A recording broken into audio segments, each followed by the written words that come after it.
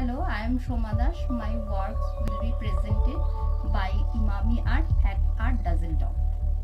ক্ষুদ্র পরিসরের গল্প যে কাজটা, ওই কাজটাতে যখন আমি দেখাচ্ছি কাপেল বড় কাজ একটা কাপড় মাপছে। আমার বাবা যেহেতু কাঠমিস্ত্রি, এবার ওই সানমাইকা যখন পেস্ট করা হয় একবারে বড় একটা পিস কিনতে হয় রোল করে, বিশাল বড় রোল। এবার ওই রোলটা যখন ঘরের ভিতর সমস্ত কিছু সরিয়ে ঘরের ভিতর রেখে আমরা কাটছি, মানে বাবা কাটছে, আমি ফিতে ধরছি, মা কখনো ধরছি, ওটা রোল হয়ে রয়েছে, চাপা দিতে হচ্ছে, মানে আমরা একসাথে খুব ইনভলভ থাকতাম এই কাজে।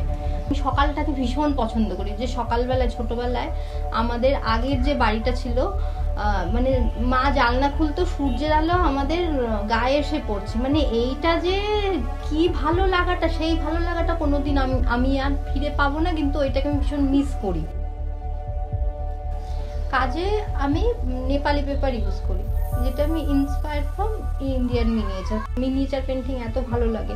তো সেইখানে যে মোটিভগুলো, সেইগুলো ওখানে যে এরিয়াল পার্সপেক্টিভ, যে কালার অ্যাপ্লিকেশন, একটা লিনিয়ার কোয়ালিটি থাকে, সেইগুলো আমাকে ভীষণভাবে আমি ইন্টারেস্টেড, আমাকে অনুপ্রাণিত করেছে।